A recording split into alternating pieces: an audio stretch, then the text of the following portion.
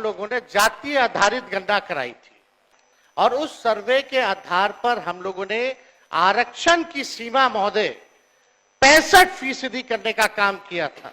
जो संदेह नीतीश जी को था, माननीय मुख्यमंत्री जी को था, आपको था, हमको था कि भाजपा के लोग जो है किसी ना किसी प्रकार से कोर्ट जाकर के इसको निरस्त कराएंगे। आप हैं, अभी किसकी सरकार है? भाजपा की सरकार नहीं है क्या? क्या बोलिए? भाजपा की सरकार नहीं है क्या? बोलिए। अगर आप लोग आरक्षण के पक्ष में थे केंद्र सरकार, तो इसको शेड्यूल 9 में क्यों नहीं डाला गया? माननीय मुख्यमंत्री जी को मेरे तरफ से रिक्वेस्ट कर दीजिएगा, चौधरी जी, तो स्टडी तो ईडब्ल्यूएस का भी नहीं हुआ था जो 10% मिला, उसका कौन सा आधार था? कम से कम 65% नहीं 85% कर दीजिए आप। 10% और बढ़ा करके बिल ले आइए, हम लोग सब लोग मिलकर के पास करने का काम करेंगे।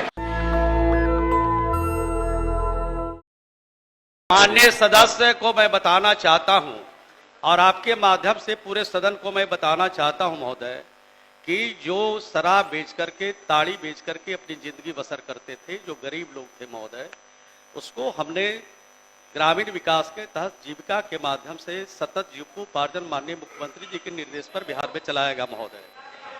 और 1,02,000 लोगों को हमने चिन्हित किया महोदय। ऐसे लोग जो शराब बेच करके, ताड़ी बेच करके और जो परिवार हाशिए पर खड़ा है महोदय, उनको 2-2 लाख रुपया देकर उनको रोजगार से जोड़ने का हमने काम किया है महोदय। और जहां तक शराब का बिक्री का सवाल है महोदय, तो जो आदतन जो लाचार है, आदत से मजबूर है महोदय, जो कानून को समझते हुए भी कानून को ठेंगा दिखाना चाहते हैं महोदय, उनको भी चिन्हित करके उनको पकड़ने का काम किया गया। उनको जेल के सलाखों में बंद किए गए महोदय, उनकी संपत्तियों को नीलाम किएगा महोदय। और सख्त से सख्त कार्रवाई ऐसे कृत करने वाले के खिलाफ सरकार ने किया महोदय। सरकार की मंशा बिल्कुल स्पष्ट है कि ऐसे लोग जो राष्ट्रपिता महात्मा गांधी कहते थे कि शराब जैसे बुराइयों को बंद कर दिया जाए और उसको खत्म किया जाए, हमारे लोकप्रिय मुख्यमंत्री ने उसको खत्म किया था महोदय। और ये सब लोगों ने, जो सदन में बैठे लोग हैं महोदय, सब लोगों ने शपथ लिया था महोदय कि न शराब पिएंगे, और अगर शराब कोई बेच रहा है और शराब का कोई धंधा कर रहा है महोदय, उसके बारे में सरकार को समय समय पर बताएंगे महोदय। लेकिन एक भी लोगों के बारे में इन लोगों ने सरकार को जानकारी नहीं दिया, बल्कि जो घटनाएं हुई है महोदय, उस पर अफसोस जाहिर करना चाहिए था। और सरकार के तरफ से उनको, उनके परिवारों को खड़ा रहने के लिए भी महोदय 4-4 लाख रुपया का अनुदान दिया गया। और जो ऐसे परिवार हैं उनको चिन्हित करके हम रोजगार में शामिल कर रहे हैं और 2-2 लाख रुपया उनको अपने पैरों पर खड़ा रहने के लिए दे रहे हैं महोदय। ये आपके माध्यम से सदन को बताना चाहिए। एक पूरक पूछिए, अंतिम पूरक पूछिए, बोलिए। इन्होंने जो बोला 156 मौतें हुई हैं, वो पूरे बिहार का या केवल 3 जिला का? आप जो बोल रहे हैं वो केवल 3 जिले का आंकड़ा दे रहे हैं। पहली बात, करेक्शन आप कर लीजिए। दूसरा महोदय, हम ये बताना चाहते हैं कि बोलते कि कार्रवाई करते हैं, तो ज्यादातर तो गरीब परेशान है, गरीब पर कार्रवाई होती है। लेकिन माननीय मंत्री जी से पूछना चाहते, ट्रक भर भर करके ये आता कहां से, मैन्युफैक्चरिंग कहां से हो रहा है? हर टाइप का ब्रांड आपको मिल रहा है। एक व्यक्ति या एक बड़े लोगों का नाम बता दीजिए जो आप बिहार से बाहर जहां भी शराब की बोतलें पैक हो रही है, ट्रक से स्मगल करके बिहार में आ रहा है, उन कितने लोगों पर आपने कार्रवाई की है? बड़े मछलियों को आप छोड़ रहे हैं, जो बेचारा गरीब है उसको आप जेल में डालने का काम कर रहे हैं। तीसरी बात महोदय कि भाई पूरा बिहार जानता है कि स्कॉट पायलट मिलता है उन ट्रकों को बिहार में, थाना से लोग पहुंचाने का काम कर रहे हैं, तो उन लोगों पर क्या कार्रवाई कर रहे हैं?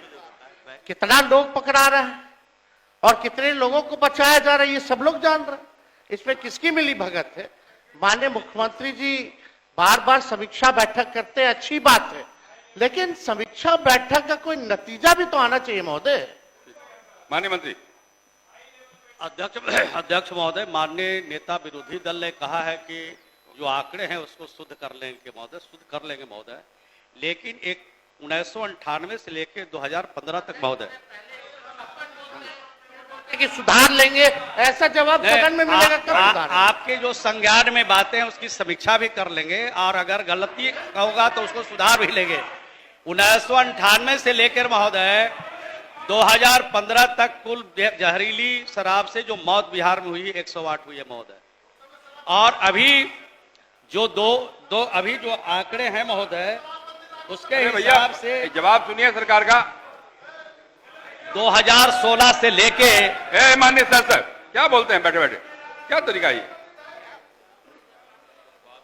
2016 से लेके हमने बताया महोदय कि 2016 से लेकर ये कुल 2016 से लेके 156 मौतें हुई है महोदय।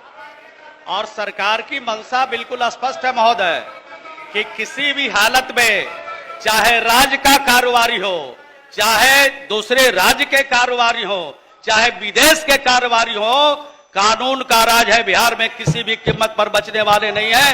एक एक करके चिन्हित करके उन पर कार्रवाई भी हो रही है और भी जो बचे हुए लोग हैं सब पर कार्रवाई होगी। अब तारांकित प्रश्न लिए जाएंगे। अब हो गया 25 हो गया, 25 हो गया भाई, 11-25 हो गया, 11-25 हो गया। बैठो। अरे जो बगल में पड़ोसी राज्यों से आ रहा है उस पर क्या कार्रवाई की जा रही है? आपके यूपी में क्या कार्रवाई की जा रही है? बैठ जाइए, बैठ। तारांकित प्रश्न लिए जाएंगे। सदन में और भी बिजनेस है। माननीय विजय चौधरी जी यहाँ बैठे हुए हैं। आप सब लोगों को पता है कि हमारी सरकार जब 7 में थे, इससे पहली वाली सरकार 17 महीने, तो हम लोगों ने जातीय आधारित गणना कराई थी। और जातीय आधारित गणना इसलिए कराई थी क्योंकि राज्य सरकार जो है सेंसस नहीं करा सकती, इसलिए हम लोगों ने सर्वे कराया था। और उस सर्वे के आधार पर हम लोगों ने आरक्षण की सीमा महोदय 65% करने का काम किया था, जिसमें कि पिछड़े, अति पिछड़े, दलित, आदिवासी समाजों का आरक्षण हम लोगों ने बढ़ाया और ईडब्ल्यूएस 10% एज इट इज रखा।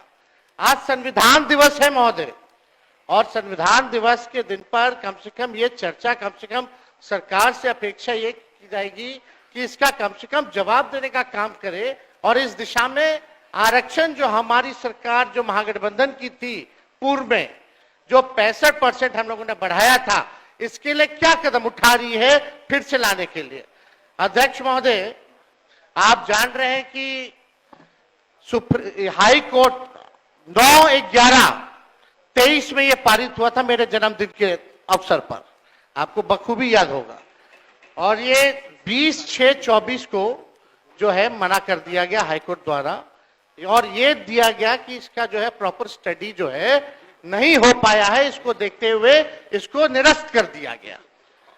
हमारा ये सवाल है महोदय कि जो संदेह नीतीश जी को था, माननीय मुख्यमंत्री जी को था, आपको था, हमको था कि भाजपा के लोग जो है किसी ना किसी प्रकार से कोर्ट जाकर के इसको निरस्त कराएंगे, इसलिए माननीय मुख्यमंत्री जी ने एक मिनट मेरी बात तो सुन लो। अरे बात है, एक चीज जानकारी देना चाहिए अध्यक्ष महोदय, पहले हम तो बोल लेंगे, फिर बोलिएगा। आप बोलिएगा, नहीं, मेरा बात खत्म हो जाने दो, फिर आप बोलना। पहले तो आपकी सरकार नहीं थी, पहला जानकारी देना। अरे नीतीश कुमार की सरकार थी, आप कौन थे? महागठबंधन की सरकार, जैसे आप है ना, जैसे आप हैं। अभी किसकी सरकार है? भाजपा की सरकार नहीं है क्या? देख के बोलिए, भाजपा की सरकार नहीं है क्या? क्या बात बोलिए। है? बात बोलिएगा ना, बोलने दीजिए ना। तो बिना आधार और प्रमाणिकता के किसी भी पार्टी के बारे में इस तरह का बयान देना संविधान के पद पर बैठे संविधान के दिल में शोभा नहीं देता है। ये गैर संवैधानिक काम करते हैं, बिना प्रमाण के बात रखना। ये संविधान विरोधी लोग हैं, इनकी संविधान विरोधी है। एक मिनट अध्यक्ष, संविधान विरोधी लोग संवैधानिक संस्था का अपमान हम कर रहे बोलेंगे, हैं। फिर बोलिएगा। बैठ जाइए, बैठिए, हम बोल- बैठिए, बैठिए, बैठिए, एक मिनट बैठने दीजिए, बैठिए ना, बैठिए, बैठिए, बोलिए, बैठ जाइए, आप ही बैठ जाइए, आप ही बैठ जाइए। देखिए, लेकिन माननीय मुख्यमंत्री जी जब हम लोगों ने पारित किया 9/11/2023 में। तो एक तय हुआ हमारे मंत्रिमंडल द्वारा कैबिनेट में माननीय मुख्यमंत्री जी के आदेश पे कि डर है कि कहीं ये कानून जो हम लोगों ने आरक्षण का लाया है खत्म ना हो जाए, इसके लिए आप सब लोग मिलकर के प्रेस कॉन्फ्रेंस कर लीजिए। और सम्राट चौधरी जी जो आप बोले थोड़ा प्रेस कॉन्फ्रेंस का वीडियो हम आपको भेज देंगे आप दोनों को। उसमें माननीय चौधरी जी ने क्या कहा था, अशोक चौधरी जी ने क्या कहा था, हमने क्या कहा था, आपको प्रमाण मिल जाएगा। चलिए दूसरी बात मेरा यह है कि अब तो स्टडी अब तो सुप्रीम कोर्ट में चल रहा है, अब हम लोग भी सुप्रीम कोर्ट में आरजेडी भी पार्टी बनी हुई है उसको लेकर के।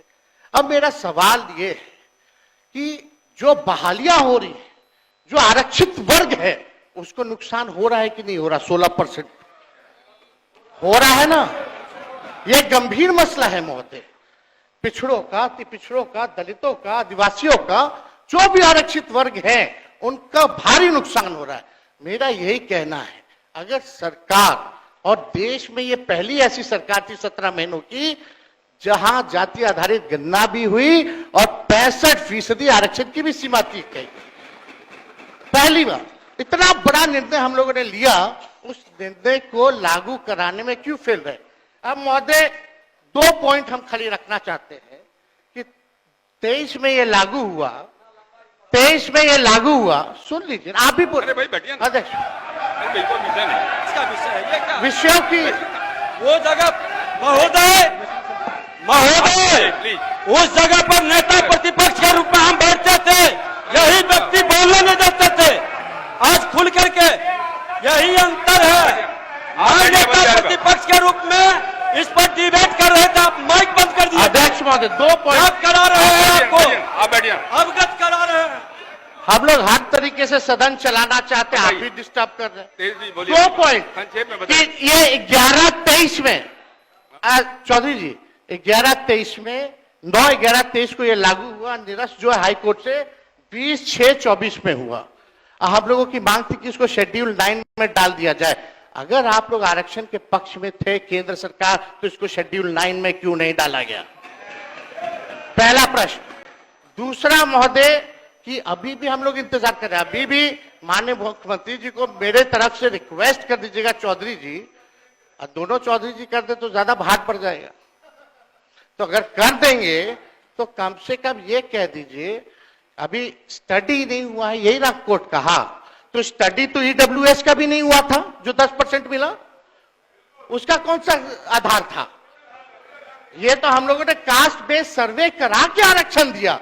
तो अभी हम लोगों की यही मांग है कि सरकार अगर इच्छुक है, आप दोनों बलवान लोग बैठे हैं, दोनों 2 डिप्टी सीएम हैं, पहले हम अकेले थे तब हुआ था, अब तो 2 है। तो महोदय यही हमारा मांग है, खाली मांग सुन लिया जाए कि इसमें अभी भी स्टडी के लिए एक असेंबली की कमेटी बना दीजिए, एक असेंबली की कमेटी बना दीजिए जो स्टडी कर ले। और अरे भाई आप बैठिए ना प्लीज। अरे सुन लीजिए ना, क्या व्यवहार है? आप डिप्टी सीएम है यार, डिप्टी सीएम जैसा बर्ताव कीजिए। इधर देख के बात करिए नेता प्रतिपक्ष। नहीं बोलने का मौका देते थे, नहीं सभा देता था। मांग ही नहीं। अरे संवैधानिक पद का हमारी ये मांग है संविधान की बात स्टडी के लिए महोदय न्याय की बात एक कमेटी विधानसभा की बना दे सरकार, और चाहिए उनको 4 दिन का ये जो 5 दिन का सत्र है इसको 1-2 दिन और बढ़ा दे, और कैबिनेट से जो संशोधन करना है कम से कम 65% नहीं 85% कर दीजिए। आप 10% और बढ़ा करके बिल ले आइए, हम लोग सब लोग मिलकर के पास करने का काम करेंगे, यही मांग है। नेशनल दस्तक की आपसे गुजारिश है कि अगर इसको बचाना चाहते हैं तो नेशनल दस्तक को सब्सक्राइब करने के लिए रेड कलर के सब्सक्राइब बटन को दबाएं, फिर बेल आइकन की घंटी दबाएं। नेशनल दस्तक को बचाने के लिए बहुत जरूरी है कि हर खबर को शेयर करें, लाइक करें, कमेंट जरूर करें।